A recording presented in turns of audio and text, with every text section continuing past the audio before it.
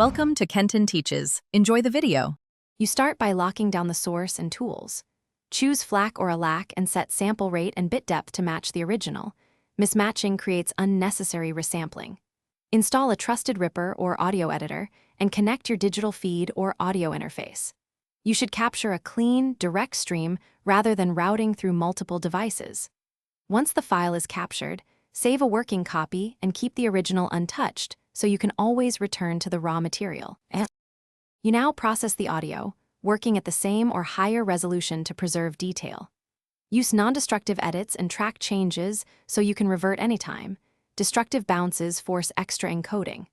Apply noise reduction or click repair sparingly and at full resolution to avoid artifacts and normalize levels without clipping. If you must change bit depth, dither appropriately when reducing, otherwise keep 24-bit or higher until export. Make sure channel mapping and phase are correct before finalizing.